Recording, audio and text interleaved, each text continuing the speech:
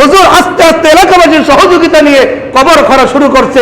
মাটি সরাইলেন, চাটাই সরাইলেন, বাঁশ সরাইলেন। সরাইতে দেরি, কবরের ভিতর থেকে জান্নাতি ফুলের ঘেরান আসতে বিন্দু পরিমাণ দেরি হয়। আরো জোরে বলেন সুবহানাল্লাহ। হুজুর দেখে সুন্দর করে মাইয়েতের বুকের উপরে ফুলের তোড়া দিয়ে সাজানো, এই সাজানোর উপরে সুন্দর করে কাগজগুলো কে জেনে রেখে দিয়ে গেছে। সুবহানাল্লাহ। হুজুর বললেন, এলাকাবাসী ভাইরা আমার, কাগজপত্রের আমার দরকার নাই, কাগজের দরকার নাই, চাকরির দরকার নাই। এই মাইয়েত যে মরেছে, এই মাইয়েতের অভিভাবক কে আছে তার কাছে আমার নিয়ে যাও। কয় হুজুর, এই মাইয়েতের কোনো অভিভাবক তেমন নাই, একটা মাত্র মেয়ে আছে।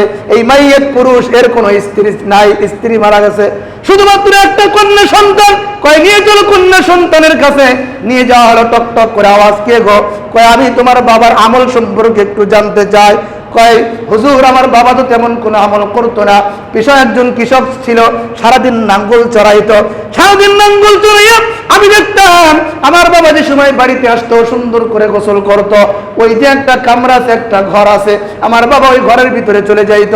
ঘরের ভিতরে গিয়ে উঁচু জায়গার ভিতরে একটা মোটা একটা কিতাব আছে। হুজুর, আমি প্রত্যেক দিন দেখতাম আমার বাবা ওই মোটা কিতাবটা পড়তেন, গেলাপটা খুলতেন সুন্দর করে। আমার বাবা ওই কিতাবটা একবার চোখে চুমা দিতেন, একবার মুখে চুমা দিতেন, একবার কপালে চুমা দিতেন। আমার বাবা পড়তে জানতো না, আমার বাবা ছিল মূর্খ।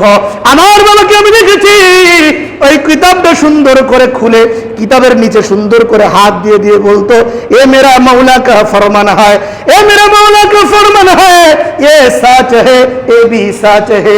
জোরে বলেন আল্লাহু আকবার।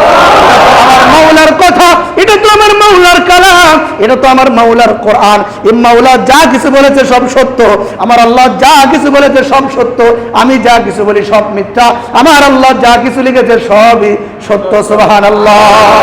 মৃত্যুর আগ পর্যন্ত কেউ ঠেকে ঠেকে ঠেকে ঠেকে কোরআন পড়ে। আমাদের মসজিদে অনেক মুরব্বী দেখছি যে কায়দা পারে না, তাও মনে করে সারাদিন বসে বসে এমন করে তেমন করে। মাওলানা জুলফিকার আহমদ নকশবন্দি দামাত বরকাতুল আলিয়া ভারতের জমিনে হুজুর এখনো বেঁচে আছেন, অনেক অসংখ্য কিতাব লিখেছেন। খুতবাতে জুলফিকারের ভিতরে একটা ঘটনা উনি এনেছেন।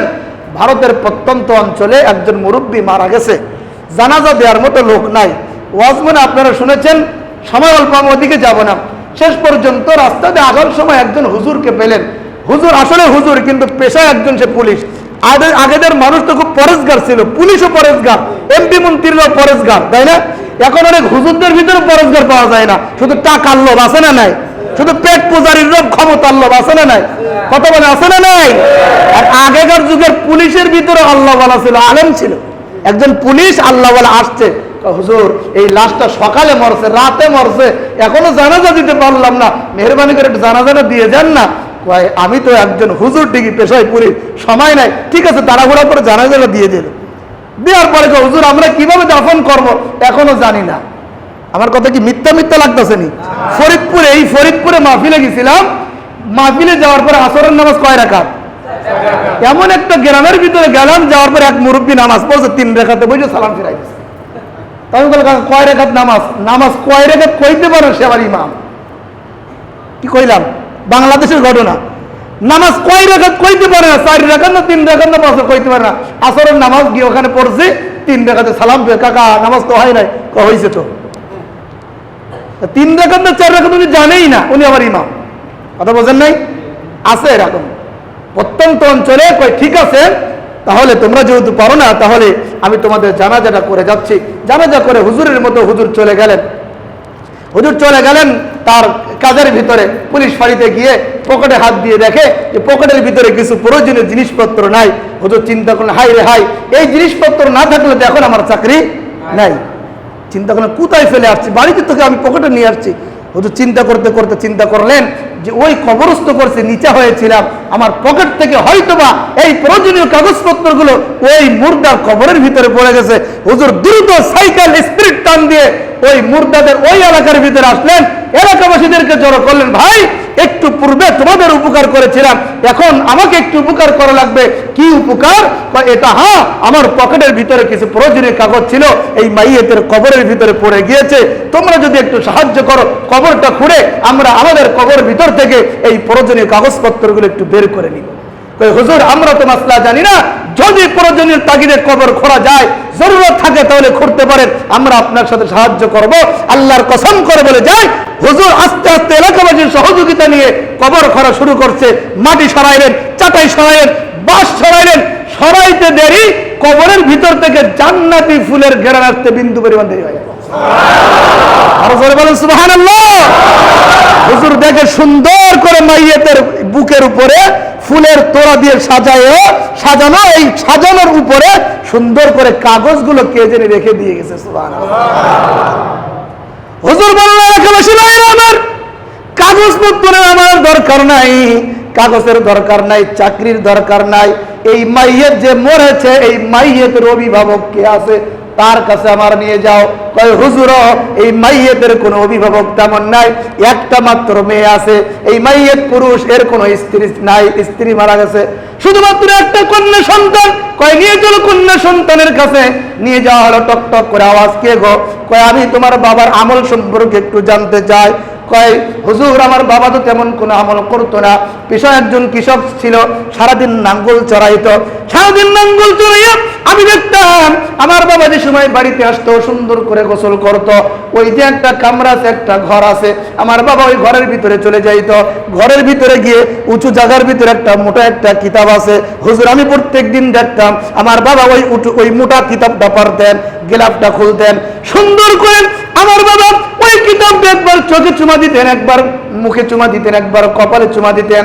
আমার বাবা পড়তে জানতো না, আমার বাবা ছিল মূর্খ। আমার বাবাকে আমি দেখেছি ওই কিতাবটা সুন্দর করে খুলে কিতাবের নিচে সুন্দর করে হাত দিয়ে দিয়ে বলতো, এ মেরা মৌলা কা ফরমান হয়, এ মেরা মৌলা কা ফরমান হয়, এ সাচ হে, এ ভি সাচ হে। জোরে বলেন আল্লাহু আকবার। আমার মাওলার কথা, এটা তো আমার মাওলার কালাম, এটা তো আমার মাওলার কোরআন। এই মাওলা যা কিছু বলেছে সব সত্য, আমার আল্লাহ যা কিছু বলেছে সব সত্য, আমি যা কিছু বলি সব মিথ্যা, আমার আল্লাহ যা কিছু লিখেছে সবই সত্য। সুবহানাল্লাহ। কোরআনের ভিতরে সত্য না মিথ্যা? লিকাল কিতাবু লা রাইবা ফি হুদাল লিল মুত্তাকিন।